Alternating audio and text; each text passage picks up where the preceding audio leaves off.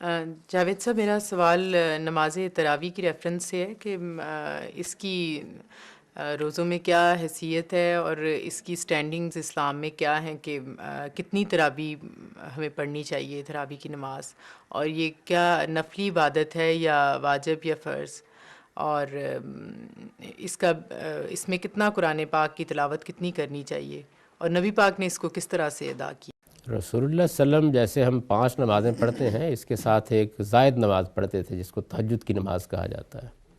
قرآن مجید میں یہ بتایا گیا ہے کہ یہ نماز آپ پر فرض کی گئی تھی۔ سورہ بنی اسرائیل میں اللہ تعالیٰ کا ارشاد ہے کہ یہ 5 نمازیں تو لوگ پڑھیں گے ہی، آپ تہجد کے وقت اٹھ کر ایک اور نماز بھی پڑھیں نافلۃ لک، یہ آپ کے لیے ایک زائد نماز ہے۔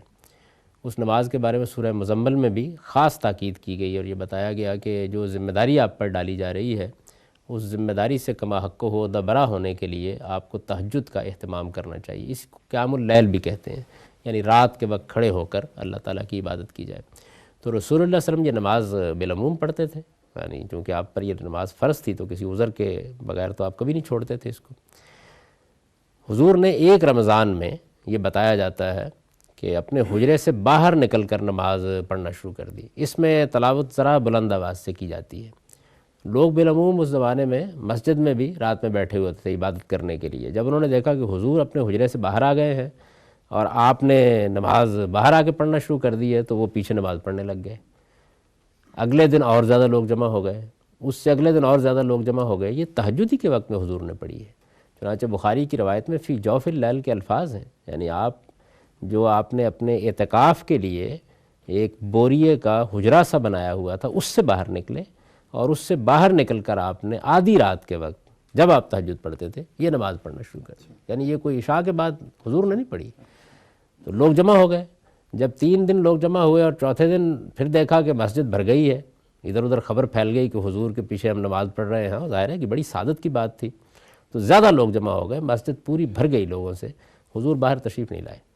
تو آپ نے فجر کے وقت جب آپ نماز پڑھانے کے لیے آئے تو لوگوں سے یہ کہا کہ مجھے اس بات کا اندیشہ ہوا، مجھے معلوم تھا کہ تم سب لوگ آئے ہوئے ہو، لیکن مجھے اندیشہ ہوا کہ یہ کہیں تم پر فرض ہی نہ کر دیا، یعنی مجھ پر تو فرض ہے ہی، لیکن تمہارا اشتیاق دیکھ کر اللہ تعالیٰ یہ کہیں کہ ٹھیک ہے ان لوگوں کو بھی یہ نماز لازماً پڑھنی چاہیے، پھر تم اس کا حق نہیں ادا کر سکو گے۔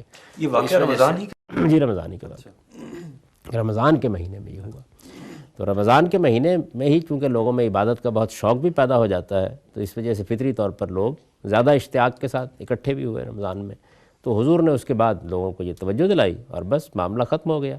لوگ اپنے طریقے پر یہ نماز پڑھتے رہے۔ حضور صلی اللہ علیہ وسلم ہی کے بارے میں یہ معلوم ہوتا ہے کہ بعض لوگوں نے آپ سے تہجد کی نماز کے بارے میں یہ پوچھا کہ کیا ہم اس کو عشاء کے ساتھ ملا کے پڑھ سکتے ہیں، کیونکہ بہت سے لوگ ایسے ہوتے ہیں جن کے لیے نیند توڑ کر اٹھنا مشکل ہوتا ہے۔ یعنی یہ سوال تہجد کی نماز کے بارے میں کیا گیا۔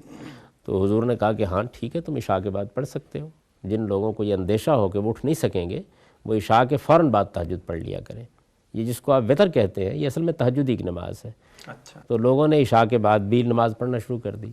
حضور کے بعد بھی لوگ عشاء کے بعد پڑھتے رہے، کچھ لوگ صبح کے وقت اٹھ کے پڑھتے رہے، کچھ لوگ مسجد میں آگے پڑھنے لگ گئے۔ کچھ لوگوں نے یہ خیال کیا کہ چونکہ اس میں ہمیں قرآن زیادہ سے زیادہ پڑھنا ہوتا ہے، اور یہ بات معلوم ہوتی ہے قرآن مجید سے کہ اللہ تعالیٰ کو اس میں قرآن زیادہ پڑھنا بہت پسند ہے، تو انہوں نے جن لوگوں کو زیادہ قرآن یاد تھا ان کی اقتداء میں ان کو امام بنا کے نماز پڑھنا شروع کر دی۔ مسجد نبوی میں یہ صورتحال رہتی تھی، لوگ گھروں میں پڑھ رہے ہیں، لوگ مسجد میں بھی آ گئے ہیں۔ مسجد میں آگے کوئی اکیلے پڑھ رہا ہے، کوئی کسی امام کے پیچھے پڑھ رہا ہے۔ سیدنا عمر رضی اللہ عنہ نے یہ محسوس کیا کہ یہ ٹھیک نہیں ہے، اس سے قرآن مجید کے ساتھ بھی کچھ بے ادبی کا سا انداز ہو جاتا ہے، منازعت سی ہو جاتی ہے۔ ایک آدمی قرآن پڑھ رہا ہے، دوسرا بھی قرآن پڑھ رہا ہے۔ قرآن مجید کے بارے میں اللہ تعالیٰ نے ہم کو یہ ادب سکھایا ہے کہ جب وہ پڑھا جائے تو سنا جائے اس کو۔ تو اس خیال سے کہ یہ قرآن مجید کے ادب کے خلاف ہے، انہوں نے یہ کہا کہ اگر تم یہ پڑھنا ہی چاہتے ہو تو ایسے کرو کہ ایک آدمی کو امام مقرر کر لو۔ چنانچہ انہوں نے ایک صاحب کو اس کا امام مقرر کر دیا۔ اب ظاہر ہے کہ جب امام مقرر کیا جائے گا تو پھر لوگ یہ خیال کریں گے کتنی رکعتیں پڑھی جائیں۔ یہ معلوم ہوتا ہے کہ رسول اللہ صلی اللہ علیہ وسلم سے اس کی زیادہ رکعتوں کی اجازت لوگوں کو معلوم تھی، تو اس زمانے میں یہ بیان کیا جاتا ہے کہ لوگ 23 رکعتیں پڑھنے لگ گئے۔ وہی 23 رکعتیں ہیں جو ہمارے یہاں اب زیادہ تر رائج ہو گئی ہیں۔ خود رسول اللہ صلی اللہ علیہ وسلم کے بارے میں یہ معلوم ہے، اور سیدہ عائشہ نے اس کو بیان بھی کیا ہے کہ آپ بالعموم اس نماز کی 11 سے زیادہ رکعتیں نہیں پڑھتے تھے، یعنی آپ کا اپنا عمل یہی تھا، لیکن اس کی اجازت لوگوں کو رہی۔ کم جن لوگوں کو قرآن یاد تھا انہوں نے یہ پوچھا ہوگا حضور سے کہ ہم اس کی رکعتیں بڑھا لیں، تو آپ نے اس کی اجازت دے دی۔ صحابہ کرام کے عمل سے معلوم ہوتا ہے کہ اس کی اجازت ان کے علم میں تھی، لہٰذا زیادہ رکعتیں لوگ پڑھنے لگ گئے۔ بعد کے زمانوں میں مدینہ میں معلوم ہوتا ہے کہ لوگ 39 تک اور 41 تک یا اس سے بھی زیادہ رکعتیں پڑھتے رہے۔ تو اس کی کوئی پابندی نہیں ہے۔ قرآن مجید ختم کرنا یہ بھی ضروری نہیں ہے، اچھی بات ہے آپ قرآن مجید پورا پڑھ لیں، آپ 2 مرتبہ قرآن پڑھ لیں، اور اگر آپ سمجھتے ہیں کہ قرآن مجید کا کوئی حصہ پڑھا جا سکتا ہے یہ بھی ٹھیک ہے۔